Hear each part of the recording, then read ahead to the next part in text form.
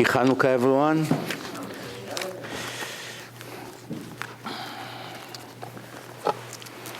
Since we are in Hanukkah, we decided to make the topic today, are we Jews or are we Greeks? And I'm sure you're wondering what kind of title you chose. For sure we're not Greeks. And of course we're not talking about nationality. We're talking about behaving spiritually. Are we behaving like Jews, the way God expects us to behave? Or are we actually behaving exactly like the Greeks wanted us to behave? That's really the topic that we have to focus on in the next 45 minutes. First, before I start the lecture, I would like to ask a question. From all the Jewish holidays, which holiday is the last one on the list that the secular Jews should celebrate? That they should be really allergic to that holiday. Which holiday? The holiday that they celebrate the most. Hanukkah. Hanukkah, it's a very popular holiday in Israel. Why? Great donuts. Parties. Giving money to the kids so everyone is happy. So it's a holiday that it's not harming anyone. It's really nothing to do. No obligations. Just like Christianity, everything is allowed. Very popular religion. There's nothing to do.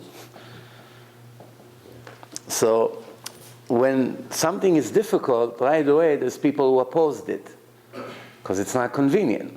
I always say, if the last page in the Torah, it would say, "Dear Jews, after you saw my brilliant Torah and all the miracles I done for you and all the wonderful things that my religion has to teach you, I allow you to do whatever you feel like. Whatever you like, practice, whatever you don't like, no hard feeling. There's no hell, no punishments, only wonderful things, only blessing. Forget about the curses in the Torah. They are really not relevant. It's all metaphoric. Feel as you wish."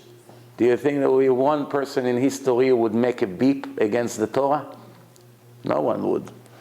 Why? The Torah is the most, it's the book that almost everyone likes to criticize so much, so all over the world. So many millions or billions of pages and articles were written against the Torah. Why? Because it's obligating us. The only way to get rid of it and to relax my conscience is to criticize it and turn it into a piece of paper. As long as there's a claim that this is a divine book, it puts me in a serious jeopardy. Because if they're right, the one who make these claims, I am going to suffer tremendously eventually. Because if they're right, every second of my life I live in a lie. If they're wrong, or at least I claim that they're wrong, I feel good. Just like a student in a class, when a teacher says, "Moshe Levi fell," so you feel horrible. Oh, first thing in his mind, what's my father is going to say? What's my father is going to say? So he's very, very nervous. So when he begins to see that all the other students in the class all fail, he begins to smile more and more. The first minute, I'm the only loser here, it felt horrible. Then after another 20 kids, they all got 30, 40, he comes home with a big smile. "What are you smiling, you fool?" his father say. "You failed." He said, "But everyone failed." In Hebrew it says, "Tzarat rabim chatzi nechama." The problems of everyone, it's already half a comfort. But the answer to this, excuse my language, stupidity is, "Tzarat rabim nechama tipshim." The problems of everyone, it's comforts for the fools. It's not really half a comfort. So my question tonight is, how is it possible that the secular Jews, without offending anyone, we're arguing philosophically, how is it possible that the secular Jews even celebrate Hanukkah? They should hate Hanukkah so much When Hanukkah comes, they should be very, very upset. It should be a mourning week for them. Why? This is a holiday who symbolize the defeat of the secular ideology. What was in the world between the Greeks and the Maccabees and the Jews? There was a minority, very, very small group of Jews who survived in Judaism. Everyone else became mityaven, became secular, went to the gyms, went to the stadiums, violated Shabbat, ate anything they wanted, married in the Goyim, did whatever they wanted, assimilated with the Greeks, got promoted, went into Greek ideology, all these fake gods. There was a minority that were holding to the Torah and risking their life and rebelled against this biggest empire perhaps in history, and one of the biggest miracles in history happened for them. So how is it possible that the secular people are celebrating their ideology defeat? Doesn't make sense. Imagine the Arabs celebrating the 6 Days War, the anniversary of the 6 Day War. In 6 days, we destroyed the entire armies of all the Arabs, Israel, and now they make a party. Wow, the 6 Day War, what a celebration, what a success. It's hilarious. You want to celebrate something else. But you're celebrating your defeat? Doesn't make sense. I want to ask you a question. Why we celebrate Hanukkah 8 days? Why not 3 days? Why not 2 weeks? Not enough presents. Not enough presents. So make it 80 days. 2 weeks. Why 8 days? Mila. Because of the miracle that we found a barrel of oil that the Greeks did not contaminate. It was heating somewhere. They didn't see it. It was still sealed. Thanks to that, since it's lasts for 8 days, that's really what the miracles of Hanukkah, right? That's what they teach in kindergartens. That's what they teach in elementary schools. That's what they teach in highest yeshiva in the world. And it's all wrong. It's not true. It's a little bit true, but it's not the reason for Hanukkah, like most people think. Why? Because there's a rule that tum'ah utra betzibur. If everyone is impure, like Pesach, you have to be pure to celebrate and to eat Korban Pesach. If everyone is impure, everyone does it in impurity. It's kosher. The Torah allowed. Individuals are impure, wait for the second Pesach. A month later, celebrating Pesach Sheni. Everyone is impure, lost case. Everyone together, it's fine. Same thing over here. All the oils are impure, there's no oil to use in a menorah. Find any oil you have and use it.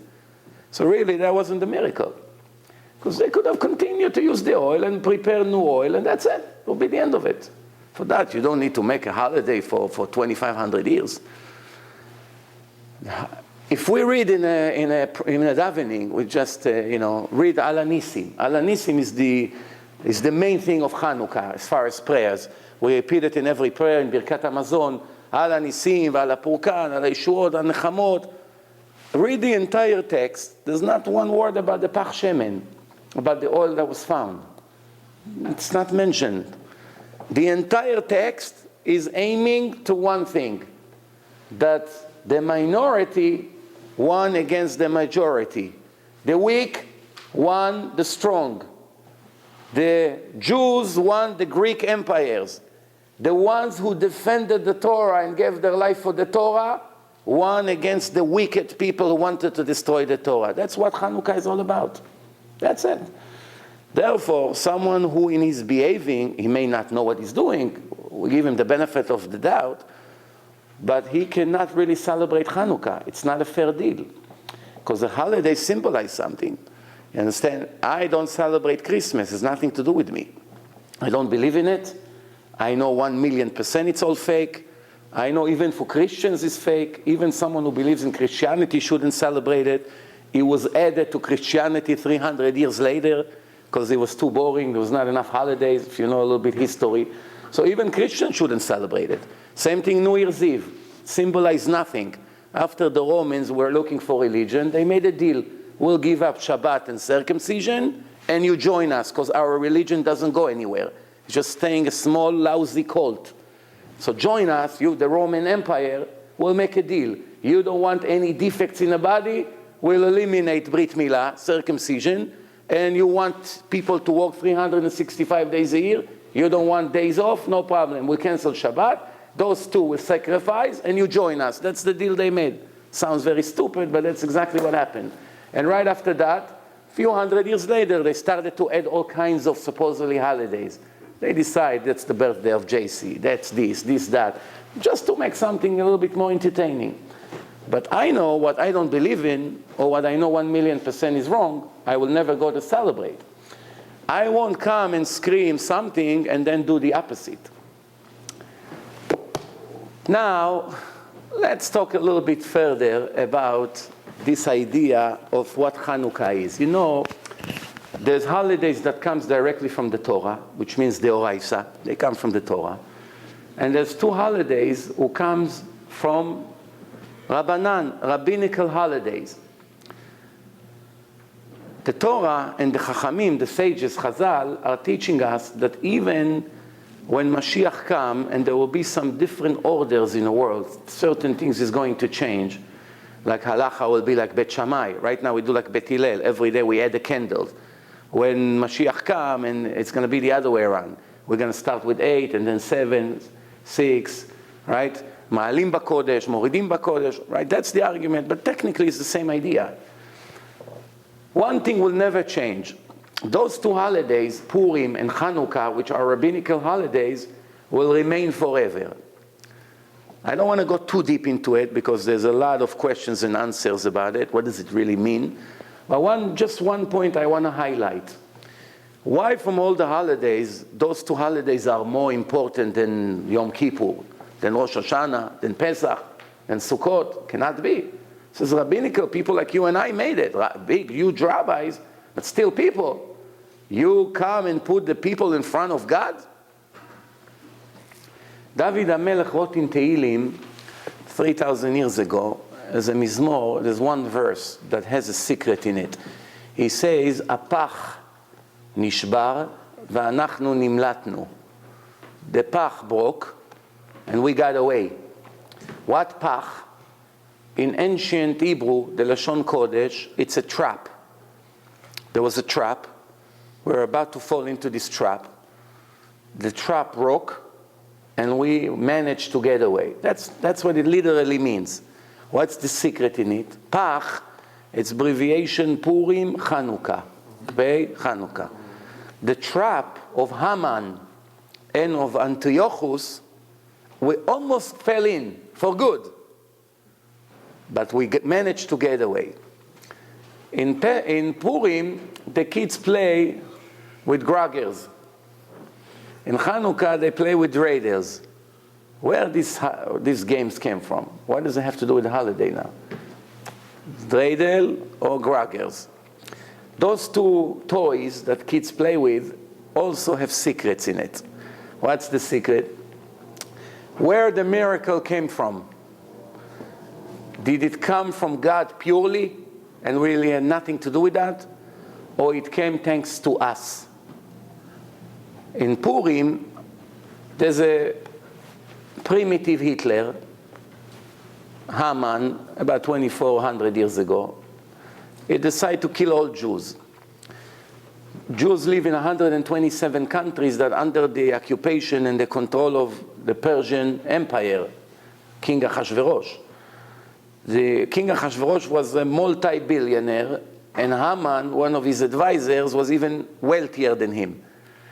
So he had so much wealth, every person in the street, in the area, everyone bowed down to him, except one Jew, Mordechai, which is a member of the Sanhedrin. Mordechai refused to bow down to him. He's going crazy. Millions of people bowing down to him. Mordechai refused to bow down to him. But then what happened? This Haman, this Hitler, decided to execute all Jews. How? Physically. Nothing to do with spirituality. Yes, he got very angry that the Jews were religious. Who can give me a proof that in the generation of Haman, all the Jews were ultra orthodox? Solid proof. There was no secular Jews in those days. Did not exist. Who can give me a proof? Again, I'll tell you from the Megillah. Haman comes to Achashverosh. He says to him, there is a strange nation, dress different, speak different language than us, live among us, but speaks Yiddish, or whatever they speak. Dress different than us, have weird customs, have a different religion. If you give me permission to take care of them, I'll give you a big amount of money. The 2 millionaires are talking. Imagine Bill Gates come to Warren Buffett and say, I'll give you $10 million. You allow me to, it's like a joke. Achashverosh needs his money. He needs his money. So he can collect as much taxes as he wants. There's millions of people paying him taxes. What one more person will do? It's not about the money. So he said to him, give me permission to take care of them. The final solution, the old Holocaust. And he gives him the ring and his stamp, and they sent letters to all over the world, 127 countries. I say, Baruch Hashem, it wasn't today. Or I said, actually better, that we were very lucky that the world was a very primitive place. There was no communication. Because it would happen in the days like now, we'll be dead in a week, all of us. There wouldn't be enough time to make tshuva and repentance and turn everything around. Why? They just click on Facebook, 127 countries in 5 minutes. Every person knows that every Jew you see on the street is a mitzvah to kill him. And you get a reward. That's it. They make a law, new law. From now on, every Jew you see on the street, the king say, it's a mitzvah to kill him. You prove you kill Jew, every Jew you get $1,000. 1, 2, 5, 10. People would run on the street, wouldn't know where to hide. Come, riots, burning every synagogue. That's what would happen in minutes. With the media of today, television, Facebook, emails, it would be a matter of a few minutes. Baruch Hashem was a primitive world until they sent people with horses, until they arrived, until they gave it to the governor, until the governor gave it to all the soldiers, until it went all over. It took weeks or months. In the meantime, the Jews made tshuva and everything turned around. But Haman, even though he could not stand the religion of the Jews, his main goal was to kill all Jews physically. Physically. The Greeks are not interested to kill the Jews physically. There's no Holocaust for the bodies, the opposite. They say, all we want you is to put a sticker on your car. We have no share in the God of Israel. The car of those days was their donkeys, their oxes, their horses, whatever. Put on the horn of your ox a stamp, engraved. What? I am no longer an Orthodox Jew. And not only we don't kill you, we promote you. Social security benefits, food stamps, Section 8, you can vote for the parliament, whatever you want. You're one of us. Sit with us. No problem. Democracy, that's the beginning of democracy. You'll be one of us. We won't touch you. Nothing against you. Just enough with this annoying religion of yours. We can't stand it. Did you ever think why all the empires that occupy the world, starting Babylon, Persia, Greece, Romans, even before that Egypt, everyone, first thing they want to do is come to Israel and destroy the temple. What do you care? You occupy the whole world. What is the goal of occupying the world? You want people to pay you taxes. It's all about money. So now you put governors in every place, like they all did. They'll pay you taxes. You make billions of dollars. Nobody make a beep without your permission. Very nice. Why do you care to go and destroy like a church or one mosque over there or one synagogue? What does it have to do with your agenda? The main thing in the history was to go to Jerusalem and destroy the temple. Check the history. First thing in their mind, the Babylonians destroyed the temple. The Romans, the Greeks came to mess with the temple. Everyone, they worry about the temple. Very interesting. Why? The ideology of the Jews annoying them. Why? Because when you leave, when there's 100 fakers in a room and one of them has the truth, as long as he's there, the truth will always rise. It makes all of us look like monkeys compared to him. Let's get rid of him and we all feel good. It's very simple. It's very simple psychology, not only when it comes to religion. If there's 100 ugly people in a room and one is very handsome, the handsome is a bone is a pin in the neck. You got to get rid of him.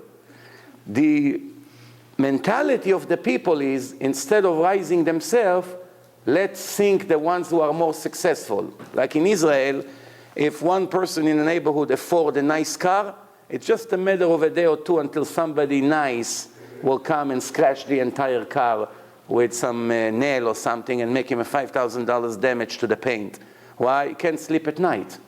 I'm going to take the bus and he's going to drive this no Subaru or Mitsubishi. Cannot be. That's a mentality. It's not only there, it's in different places in the world. Instead of working on himself that he can afford the same car, I don't have, you won't have. And that's what's happening today. So they come, the Jews are constantly, 1,300 years before Christianity, everywhere in the world, you have one main religion, Judaism. There's nothing else. Then later you get Christianity, then later Islam, then Buddhism, and all these things that came later. But everyone knew the Jews were here before, and they got the religion in public. Millions of people saw that God spoke to them, but he never spoke to us. And inside they know we are imitating them. But it's not a successful imitation. So let's get rid of them. Let's bury them. It will make us rise.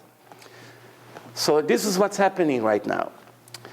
The Greeks come to the temple and they see a wood fence. On the wood fence there is a sign, up to here a goy can come, a non-Jew. You cannot cross this fence. Jews can cross the fence. But a non-Jew, when he comes there, he cannot go beyond this fence. What do you expect? A very strong Gentile, very wealthy, a big soldier who comes to a place and he sees a synagogue and the Jews sacrifice their sacrifices and they do all kinds of religious ceremonies which he feels strange about it to begin with, and they tell me that they are better than me. I cannot cross this line because I'm not a Jew. That's enough to destroy the entire place. And that's what happened. But still, they do not come to actually destroy the building. The Romans and the Babylonians, they actually destroyed the Bet HaMikdash until it was on fire. And the time that the Babylonians came to rob the Bet HaMikdash, 2 days it took them to steal all the gold from the temple. The price of gold went 50% down in the markets all over the world in those 2 days, prior to Tisha B'Av. From Zayin B'Av, Zayin, Chet, Tet, 50% of the, imagine now gold is 1,800, overnight or 2 nights it will go down to 900. Why? Just from the amount of gold they peeled from the walls of Bet HaMikdash, big chunks of gold, so much gold it was in Bet HaMikdash, everything, so there was now all of a sudden lots of gold. Imagine now they find some island that have 1 billion tons of gold. That's it, the price of gold would drop tremendously. But the Greeks, their war with us is not a physical war. It's a spiritual war. So they know the Jews will not use the oil because it was sealed, or they're not going to use the wine because the goy cannot check the wine. It's yain nesech. So instead of burning Bet HaMikdash, they want to make not a financial damage, not a physical damage, a spiritual damage. Just like in Israel today, you have people who give their life to disturb the religious people in their own neighborhood, very Orthodox neighborhood. They come with a motorcycle, with big speakers on Shabbat, play loud music. You're not going to tell me what to do. It's democracy. That's what they do. There's always people like this.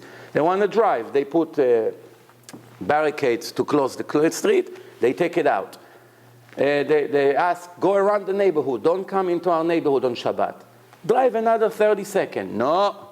We will drive from the neighborhood. Why? We're not going to let you celebrate Shabbat. What do you care? You tell us not to have public transportation, we will drive inside your neighborhood.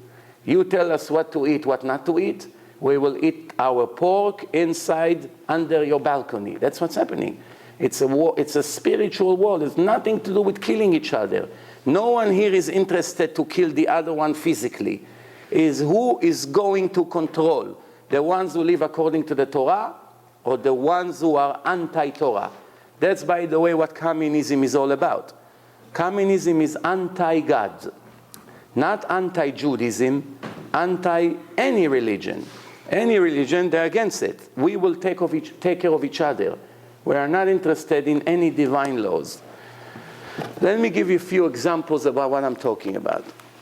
First of all, when we review the Torah gives us a hint. In the 25th word of the Torah, we have the word Or. Right? Or is the 25th day. Why Hanukkah? Chaf Hei Bekislev, 25th. 25th day, the word of the Torah, it's Or, light. The holiday of the lights, Chag HaUrim. I started to explain that the dreidel that the kids roll from the top, turn from the top, is because the miracle of Hanukkah was not only that it was against all odds, it was 100% pure spiritual miracle, because it was all about religion. So God did it, Hashem did the entire miracle. So the energy to the miracle is coming from the top. But in Purim, it's the people. They went on the street, demonstration, fasting, reading Tehillim, Mordechai, all the kids, all the yeshivot, going all over, Esther, Mordechai, politicians. Mordechai was a politician. In the end of the Megillah, it says, "V'Mordechai ratzui lerov echav." Mordechai is welcome and loved by most of his brothers. How can it be such thing? Imagine now the person that is responsible for saving his entire nation. Without him, it would not be a Jewish nation, him and Esther. It's a person who, thanks to him, we survive, basically. Imagine a person like this, there's 5% or 10% of the population who hates him? How can it be? He saved your life, he saved your family, he saved your wealth, he saved your entire freedom. You have to kiss his feet. How can it be somebody can hate someone like this? Who really didn't like him so much? The Sanhedrin, his friends, the chief rabbis of Israel. The people on the street, they were crazy about him. Thank you, Mordechai, let's kiss your beard. But the rabbis were very angry at him. They had a problem with him. Why? He was leaving the yeshiva and going to meetings about politics. He's standing by the palace of Achashverosh. He's going to speak to Esther. He's doing things. Politician! We are not 100%. What politician? He's going to save the Jewish nation. But he leaves the Torah. That's already not a good thing. Many people think, I'm a very righteous Jew. Why? I'm a volunteer to Hatzalah. You know what? I don't have a day, I don't have a night. When I'm working, I'm on alert. When I go to sleep, my walkie-talkie calls me, somebody needs your help. 5 in the morning, 6 in the morning, a woman has to give birth, Shabbos, middle of my Shabbos, when I'm about to attack my children, call somebody who knows what happened. There's really no privacy. So he thinks, wow, I'm probably a real Baal Chesed. Let me tell you something that may shock you a little bit. If you be an Hatzalah volunteer with no chas v'shalom disrespect, it's a very big chesed, don't get me wrong. A billion years Hatzalah volunteer won't be equal to one day you sit and learn Torah in yeshiva. Do you know what the power of the Torah? Every letter, Chafetz Chaim calculated, every letter a person comes out of his mouth when he learns Torah. Limud Torah keneged kulam. Torah is more than all the other mitzvot combined. If an average person can say 200 words in a minute, and an average Hebrew word, you have 5 letters. So it's about 1,000 letters a minute. How many minutes you have in an hour? 60. So 60,000 mitzvot in 1 hour. Multiply by 10 hours, an average yeshiva day, right? 600,000 mitzvot in 1 day. The ones who really love the Torah learn 16 hours a day. Million mitzvot a day. I know many, plenty. How many mitzvot an Hatzalah volunteer will do in 7 years that he's a volunteer? Will he get to 1 million mitzvot? How many times they'll call him? Let's say every day, two calls. 2 calls. Runs, he drives the woman, bring her to the hospital, bring the wheelchair, standing there, reading Tehillim for her, whatever you want to say. How many? 2, 4, 6, 10, 15, 17. I'll never get to it. But it's not only a Hatzalah volunteer. It's every Orthodox Jew. An Orthodox Jew can live 7 years if he doesn't learn Torah daily.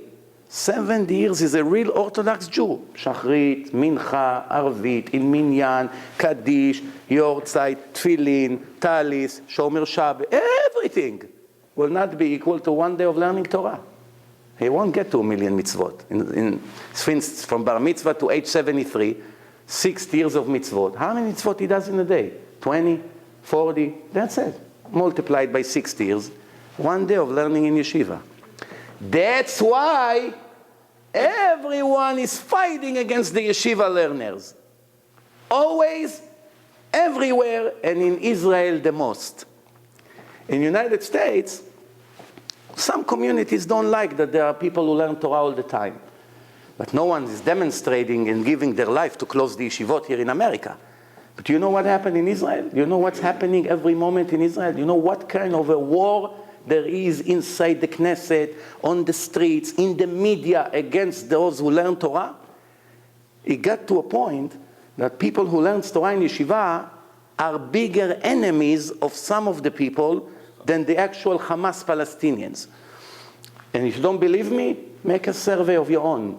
Take 10 average Jews in Israel, ask them who do you hate more? The Palestinian terrorists or those with the black hats and the beards that sits and learn Gemara all day?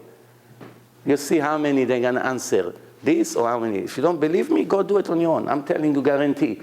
They hate the ones who learn Torah more. Can you believe such thing?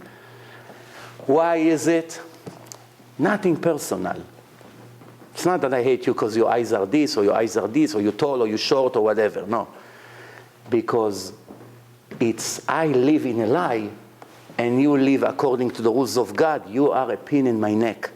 Him, I don't expect from him. He's going to shoot rockets, whatever. I don't expect anything from him. That's why when an Orthodox Jew steals even $100, it's all over the media. You won't have one newspaper who skipped this event. When a secular person would steal, nobody makes a beep. The secular person stole $100 from the restaurant. They put it in the newspaper. Are you crazy? One person with a black hat stole a chocolate from the supermarket. Prime news. And then you ask, why? Why you all the time are busy bringing the negative of the from people? So they will answer an honest answer. Honest. They say, when you steal, calling yourself an Orthodox Jew, that's really disturbing. From you, I expect not to steal. From him, I don't expect anything. He does whatever he wants. He eats whatever he wants. He say whatever he wants. He cares all day. So I steal. I didn't expect him to be so honest. But you, living according to the 10 Commandments, according to the Torah, sitting, learning Gemara, learning Torah, closing your eyes when the woman walks in the street, and then we caught you with a candy camera stealing, that we're not allowed.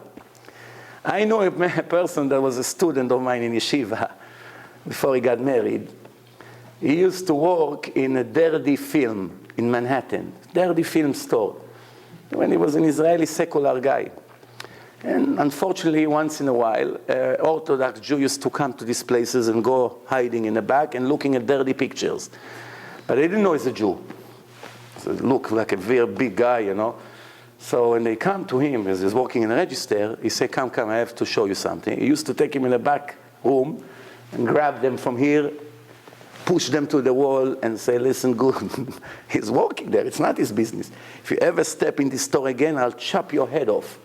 So these from people say, what is it your business now? What am I doing? He say, you're not allowed in here. Shame on you. You walk with this and you come to this place, I'll kill you. They got them so scared they never returned to the store. So once he told me, they all used to ask me, if you saw such a tzaddik, what are you doing working here? He say, I'm not a tzaddik. I'm wicked. Don't compare you to me. I don't walk like this, like this. I don't pretend that I'm somebody righteous.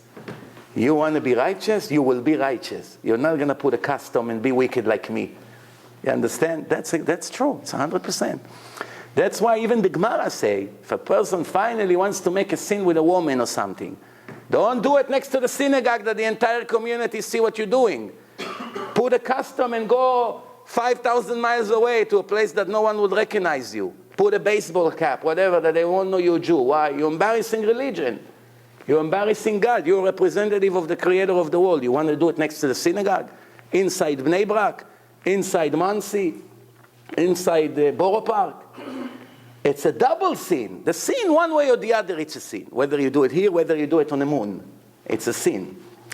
But there's a bigger sin. It's called Chilul Hashem.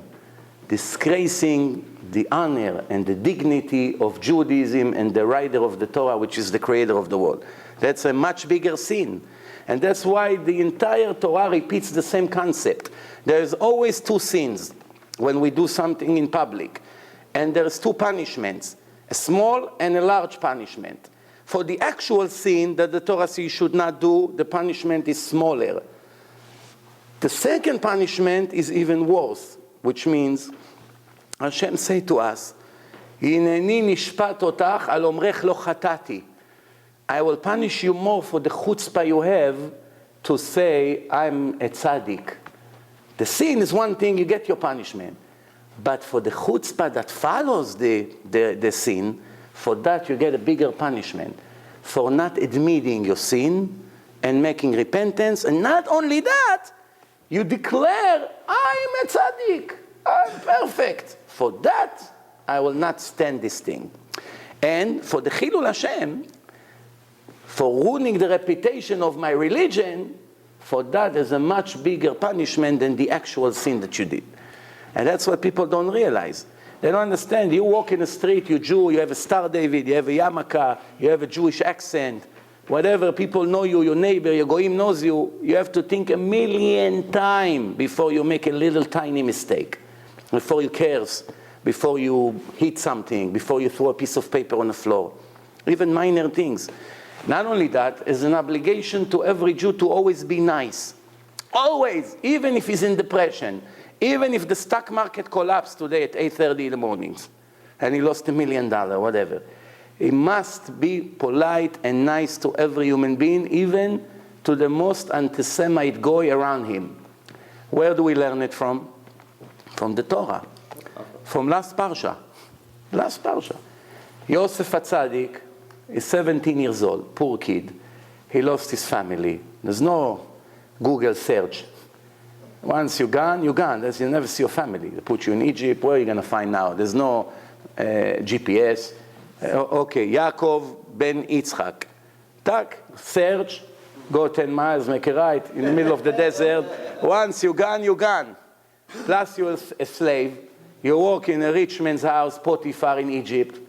And then they put you in jail and you're totally innocent. You're a handsome kid. A righteous kid from the most important family of the world that even the Goyim knew that it's an important family, as the Torah say. Everyone knew Avraham, Yitzchak, and Yaakov.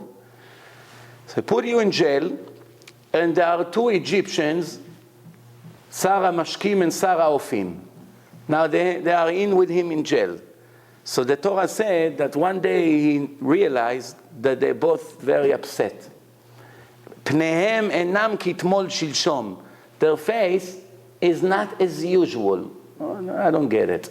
If now they take a Jew and they put him in Zimbabwe with 100 people from Zimbabwe, what does he have to do with these people? I don't belong here. I'm from Israel. Accidentally I came here. Somebody made a story about me. They put me in a jail there. All these people hate me. They see me with the yarmulke. What do I care about their mood now? The last thing on their mind, if they have a good mood or bad mood, if they live or if they die. Do I care about them? All I care is my destiny. When will I come out of this horrible place? So Yosef, he paid attention to the mood of all these goyim in jail. Otherwise, how did he know that those two don't feel great today? Something went bad. He was able to know that they had a bad dream. So he came to them and he said, what happened? You don't feel good today? And they told him the dream. And because of the dream, later he will come out of jail, because when Paro will have a dream, they'll call him out. So he got out of jail because he was a nice man. So he came out of jail and became the king of the world and saved his family from starvation and prepared us for the acceptance of the Torah And everything thanks to a smile that he gave to anti-Semite goyim. Think about it. That's really what it is. Rav Yaakov Kaminetsky was standing in Monsey by the church every Sunday to say hello to the goyim when they came out of the church. He has nothing to do, the holiest rabbi in America, nothing to do on a Sunday morning. Why? They are neighbors. They're 1 block away. Being a nice person, first of all, you eliminate a lot of your enemies. Because remember, I'll tell you a story that happened in the Holocaust. There was a street that all the Jews used to own the stores. It used to sell sugar, candy, chocolates, one next to the other in Germany, some place in Germany. And there was a night, it's called Leil Abdollah, the Kristallnacht, that they burned all the synagogues and all the Jewish property. It was a horrible pogrom. So one father and his son, they own a chocolate candy store. They sell sugar, coffee, candy, you know. So in the morning, the son said to his father, let's go to the street, see what's left from our business, if anything left. So they walk to the place.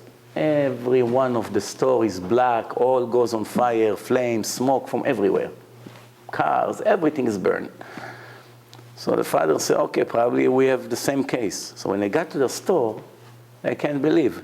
The store is brand new. Nobody touched it.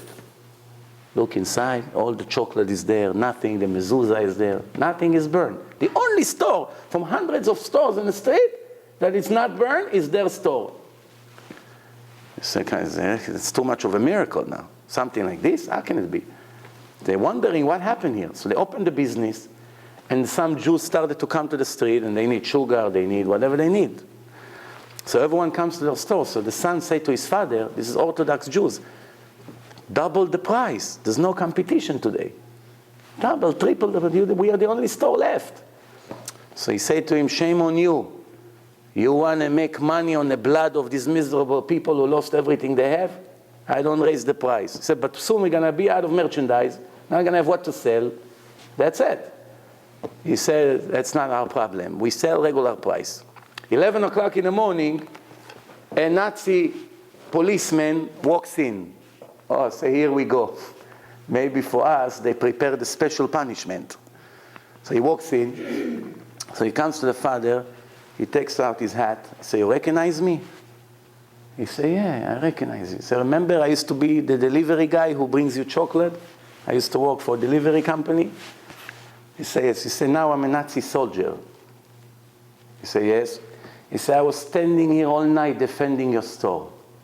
Everyone came with torch to burn your store with my uniform. He said, not this store. We're not allowed to touch this store. All night I was protecting your store. So he told him, but why? He said, because when I used to deliver chocolates and sugar to this block, you're the only Jew who came out to help me to bring the boxes and always offered me water and shook my hand and said, how are you? And always was with a smile. Everyone here was nasty to me. I was very happy to see their stores goes on fire. But you, I did not let your store get any damage. I protected it all night myself. I was standing here protecting your store. You understand? After the Holocaust, the Polish came with axes to the survivors and split their heads open with the axe. Worse than what the Nazis did.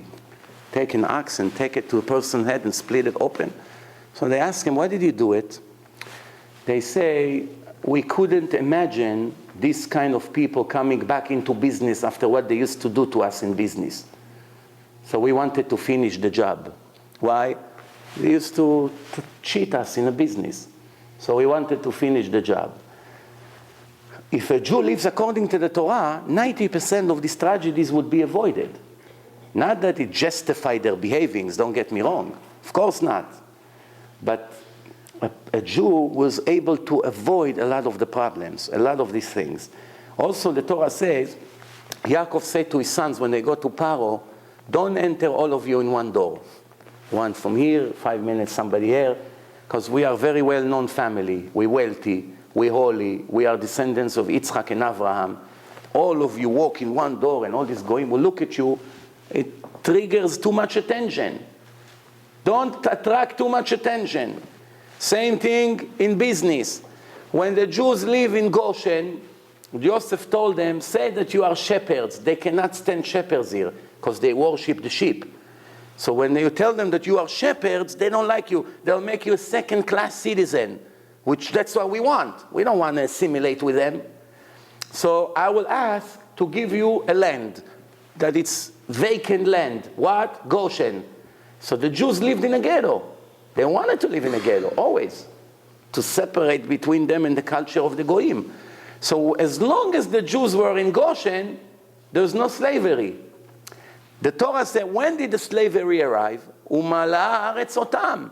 When the Jews moved into Egypt, they left Goshen, all the young generation, and started to move to Manhattan, to Queens, to Brooklyn, everywhere in America. Every second lawyer is a Jew. Every second doctor is a Jew. It drove them crazy. As long as the Jews live in their own territory and nobody see their success, they knew they're there. They didn't like it, but they didn't come to kill them over there. They only killed them when they're right inside of me. Oh, he's my landlord, he's the lawyer against me, this is the judge who puts me in jail. It drove them crazy, and another Holocaust, and another one, and another one. Why? Because we don't follow the Torah. That's why. And I know it's very hard to follow it. It's very hard that you're going to stay in one place and isolated with the culture of the Goyim. And that's what we see with our youths today. Try to raise religious children. They come to the computer, they click a few buttons, they connect it to the whole world. You can put 20 years of your life to raise them in a nice way according to the Torah. They go into the computer, he's everywhere he wants. This is the danger of, this is the Greeks of today.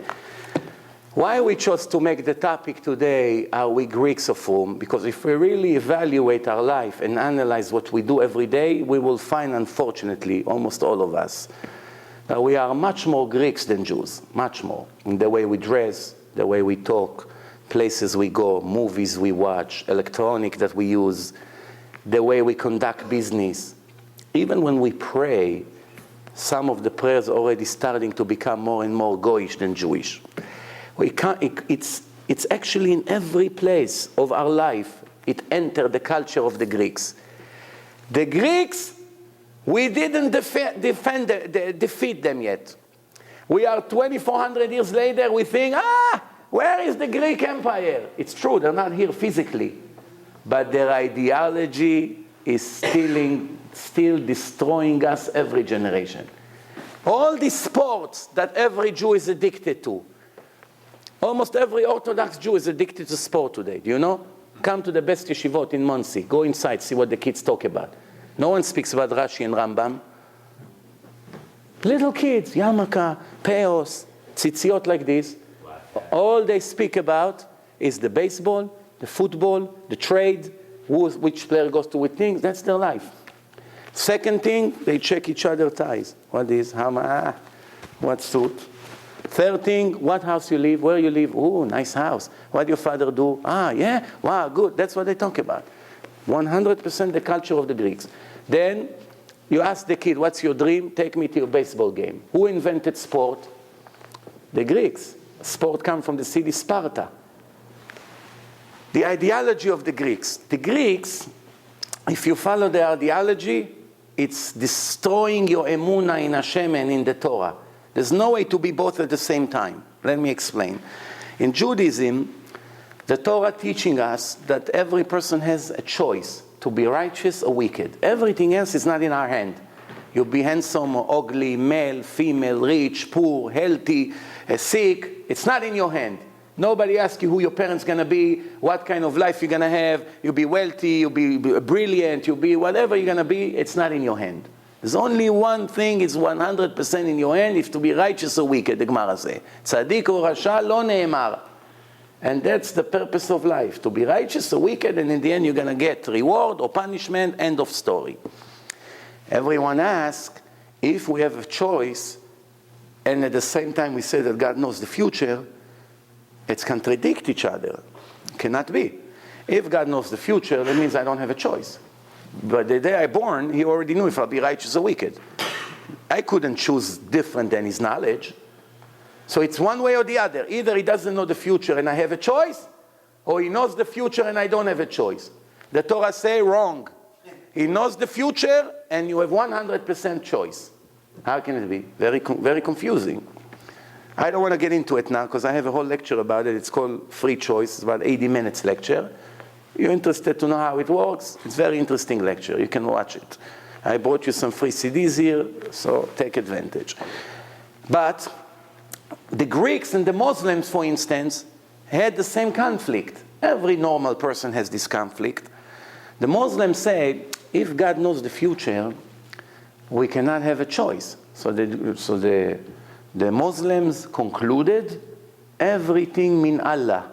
It's all min Allah, which means everything is from God. Whatever happens to us, it's meant to be. It's supposed to be. Nobody can change the destiny, the future. Whatever happens is predetermined, which means we are 100% robots. That's a big problem, because in Islam, you also have the concept of reward and punishment. You have heaven and hell. You have execution. You have hitting people with whips. And you have rewards. How do you reward someone or punish someone after you declare in your religion that they don't have a free choice? It's very stupid. You have to make up your mind. If I'm a robot, I am not subject to any punishment. It's not in my hand. What do you want? Someone is moving me with remote control. Go to him. What do you want from me? If I'm not a robot, then you're right.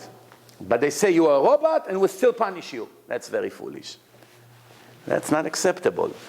The Greeks say, okay, in that case, we see that a person has a free choice. We cannot deny it. We're different than the animals. We have intelligence, we have spirituality. So we definitely have a choice. And in that case, the conclusion is that God doesn't know the future. But the Greeks translated the Torah to their language.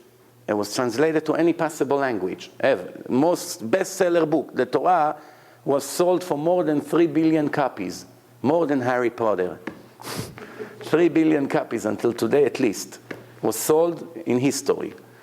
Billion, not million. 3 billion copies. And was translated manually with a feather to thousands of languages. So the Greeks knew the Torah. There's Torah in Greek. The New Testament was in Greek, the first copy. So many of those things, the Greeks knew everything that the Jews were saying. The scholars of the Greeks had many philosophical arguments with Chazal, with the sages, with our sages. The Gemara says, sometimes the rabbis were winning the arguments, sometimes they were winning the arguments. Depend if it was an astronomic argument, a philosophical argument, and sometimes the rabbis admitted to them about nature that they made their point clear, which means they were very highly educated people according to those primitive days. So the Greek came with this conclusion that God does not know the future. The problem is that the Torah says at least in 100 different places clearly that God knows the future. First of all, we say Shema every day. God says, if you do this and this and this, I will do this and this and this. It's always working. The Torah is full of many prophecies. Most of these prophecies are not simple prophecies, are against all odds. No one could predict such thing. No human being would know one day we will build Bet HaMikdash and a nation will come from far away. We won't recognize their voice. They'll destroy the temple. They'll sell us to Egypt. They ship us to Egypt with boats, and nobody will want to buy us and to be right. How a person can predict such thing? And many other predictions and prophecies in the Torah. So it shows that God knows the future. Also, God said to Moshe, one day this nation will go and rebel against me after you die, and this and this and that, and in that time I will do such and such and such. He described to him the entire Holocaust. And inside that text in the Torah, inside that chapter, there's hidden codes about the Holocaust that took place 67 years ago. The Shoah, the word the Holocaust, is appear inside this verse, inside this page, that describe that God said to Moses how the Goyim will destroy the Jews. Because the Jews rebelled against me. They went against the religion and the covenant that we made in Mount Sinai. I will send these Goyim to destroy them. In that chapter, you have the word HaShoah, the Holocaust, in equal skip of 49. And many other words connects to the Holocaust, all in the same page in equal mathematical skip. It leaves no doubt that God knows the future. Also, King David says to God, I'm going to run to the city of Keilah.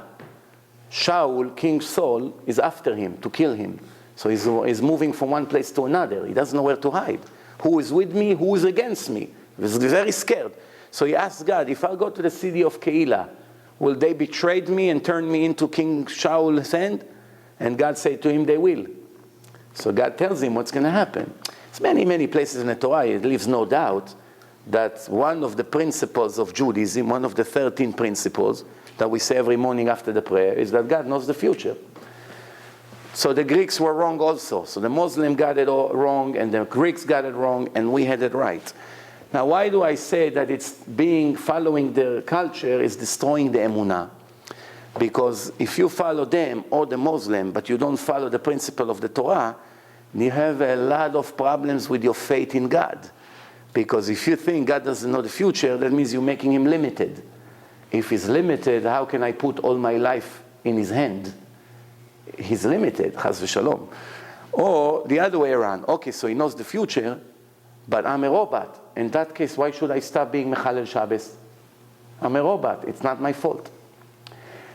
Some people in America that does kiruv without mentioning names, they're actually making a much bigger damage to the Jewish world than saving souls, like they claim they do. Why? Because their approach is so wrong. You have to be super blind not to see it. Super blind. They think that by being nice to the secular people and tell them all of you are righteous, all of you are Jews, every Jew has a share to the world to come, you all tzaddikim, our chief rabbi or chief rabbis promise that every Jew has a share to the world to come. They think that by that they make them righteous. But the reality will show that not only they won't make them righteous, they make them more wicked. Because when you come to a wicked Jew that does all the sins that the Torah say not to do, everything possible, and you tell him you are very righteous because my rabbi say you are, or because you are a Jew and automatically you have a share into the world to come, what do you think this Jew will think? Great. Eating pork on Yom Kippur, and he said that I'm righteous? Why should I stop? Stealing all day in the business? He said I'm righteous. Why should I stop? Driving on Shabbat? Why should I stop? His rabbi, which was a holy man, say I'm righteous, no? Wrong. That's not what the Torah says. The entire Torah is created and is built with the concept of reward and punishment. You cannot erase half of the Torah just because somebody said so. You cannot. Plus, not only that you cannot eliminate half of the Torah, if you come to a wicked person that lives against the Torah and tell him you are good, you're making God very angry. Because you're saying God, chas v'shalom, is a liar. Because he said in the Torah, if you won't make repentance, there's a heavy price to pay. There's a heavy price to pay. Yeah. So he says, there's a heavy price to pay. And here comes a human being, no matter how holy he is, and say, no, there's no price to pay. You're righteous like everyone else. Plus, if a person that lives against the Torah and every day of his life goes against God's order, will have the same end like a person who sacrificed all his life for the truth. Two Jews, two brothers, Yaakov and Esav. Yaakov learns Torah, gives tzedakah, watch his eyes, being a loyal husband, do everything God say to do. The other one, Esav, do everything the opposite, worship idols, marry people that he's not supposed to marry, eat whatever he wants, steal, cheat, violent, rape, everything he wants he does. One day they both died, and God said to the wicked one, you know, you're a Jew, I love your fathers, you are my son, how can I send you, God forbid, to hell or give you a punishment? I cannot do it, because I want to give you good. So you go also to heaven. So what's the righteous Jews going to say? God, you wrote in the Torah that you're the God of justice. אני אל האמת והצדק, אשר לא יישא פנים ולא ייקח שוחד. I will not take someone over the other one unless if he deserves it. I cannot pay bad to the good people or pay good to the wicked people. The Torah repeated it 30, 40 times at least. I can tell you from the top of my head that everything is reward and punishment. If you do good, this is what you're going to get. If you do this is what you're going to get. So now you're telling me that everything was a lie? The entire Torah is a lie? By taking a person who goes against the Torah and giving him the same end like the righteous Jew, That's basically taking the Torah and chas v'shalom making it into a toilet paper. That's what we do. This is a very big sin, very big sin. Because we interfere with the truth of the Creator of the world. Some people complain about the Reform movement. They allowed fire on Shabbat, they allowed intermarriage, they allowed this. So many Orthodox rabbis, they scream, how can it be? You modify the Torah. But sometimes we do worse. With Orthodox Judaism, we do worse sometimes. When the Kiruv approach is wrong, it makes a damage. And I will finish with a story that happened to me 15 years ago.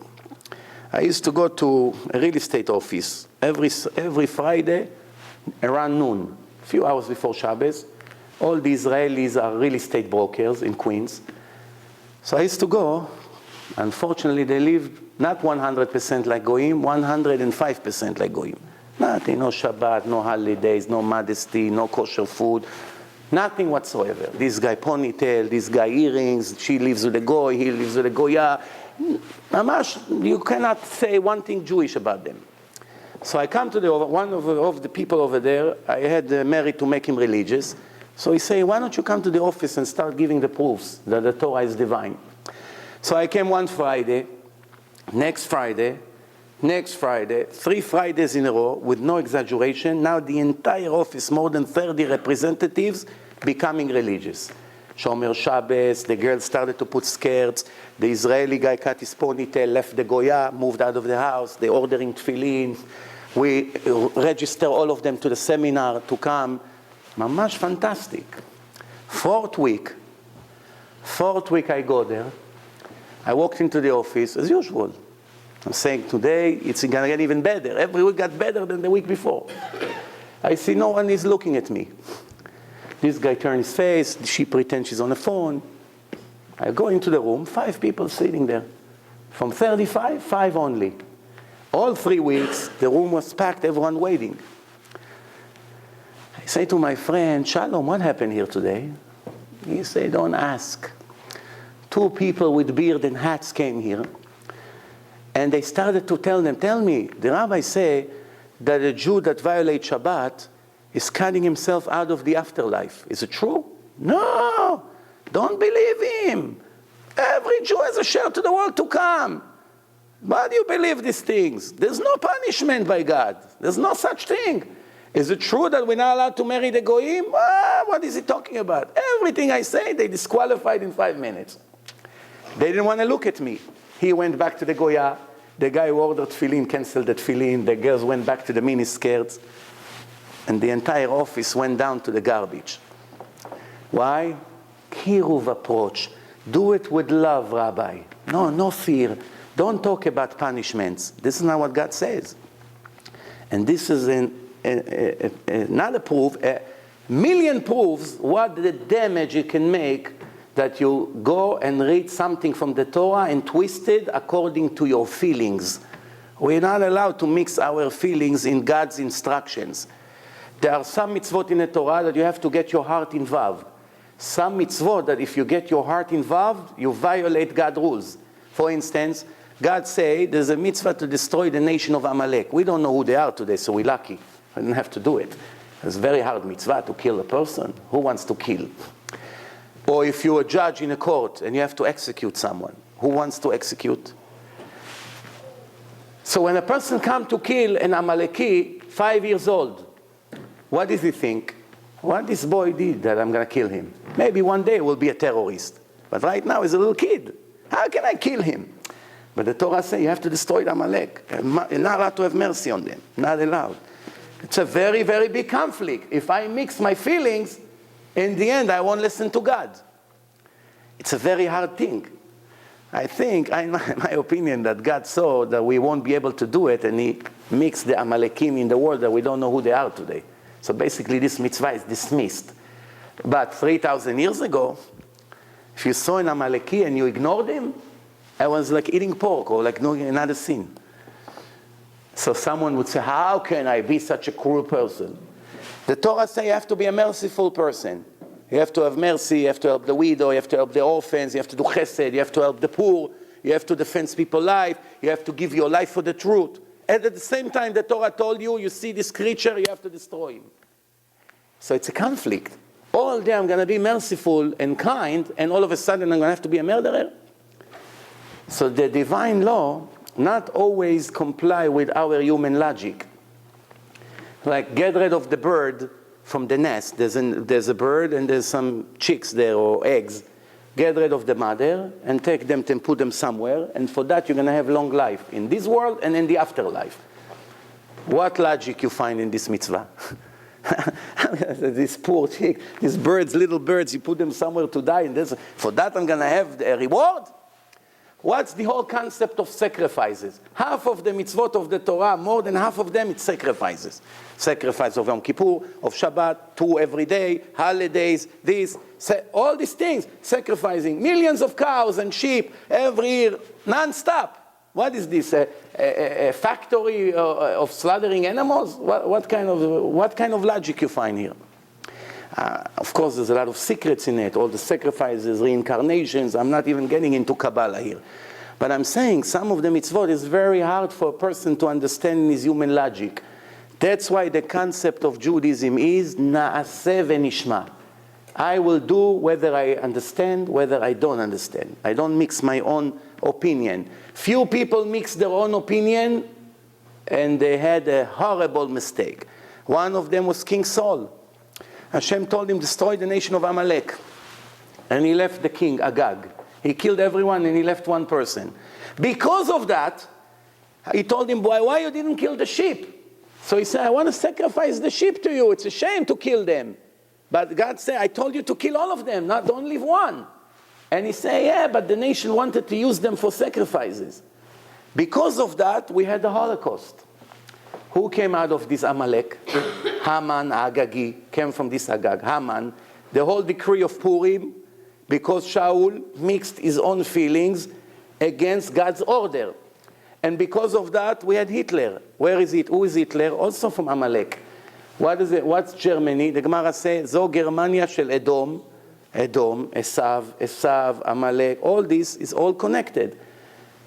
Many of the tragedies who came later is one Jew who had mercy on someone who God said, don't have mercy on him. And there's other examples. That's why remember, this Hanukkah symbolizes that each one of us has to give everything we have. ואהבת את השם אלוקיך בכל לבבך ובכל נפשך ובכל מאודיך. Chazal say, even take out your soul. I'm not moving away from the truth. If a guy comes to you and put a gun to the head and say, open up the Sefer Torah right here and walk on it with your feet. If not, I kill you. You have to walk on it. Violate Shabbat. Light a torch on Shabbat. If not, I kill you. You have to light the torch. He say to you, bow down to this idol. I believe in this stupid idol. Of course I don't believe in it. And all the people who see me with my yarmulke go like this to the idol, they suspect that I believe in this stupid idol. They know he has a gun to my head. But I don't have permission to do it. I have to give my life not to worship this idol. Idol is not necessarily a statue. It can be a big rabbi. Some people worship the rabbi, not Hashem. They are the real God for him. I already had one person and told me, if my rabbi tell me to eat pork, I eat and I don't ask a question. That's what he told me many years ago. What does it tell you? Who is the real God for him? A human being. You understand how dangerous it is? Be'ezrat Hashem, I hope, maybe I spoke a little bit too strict, but the intention is good. The intention is that in these special Hanukkah days, we all should wake up to do tshuva. There's critical moments coming to the world. Everybody see what's happening. We don't know where we will end up in another month, and another 2 months, and 5 months, and 6 months. Who knows? The world can go on fire with what's happening today. The economy is getting worse and worse, even though in the media they constantly say that business is good. 9 out of 10 people who calls me cry that they have nothing to eat. They cannot pay their bills, and they don't know what to do anymore, and they're desperate, and they have to move back to their parents. So almost everyone is in a financial crisis. But in the media, supposedly business is becoming better and better, maybe in a different world, I don't know. So the future doesn't look so great. So what do we have left? What do we have left? we will insist to stay Greeks forever? No. A person should say, Im en ani li mili. If I won't take care of my soul, no one will do the job for me. Bezrat Hashem, like I say, please take CDs. There's a lot of different topics on the CDs, and also you can go to my website. If you have iPhone, you can get all the lectures for free. There's an app over there, Android app. You can get all the lecture, connect it in a car, drive the car, enjoy learning Torah while you're doing business, driving, shopping. Bezrat Hashem, thank you very much. Happy Hanukkah. Thank you. Kol tov.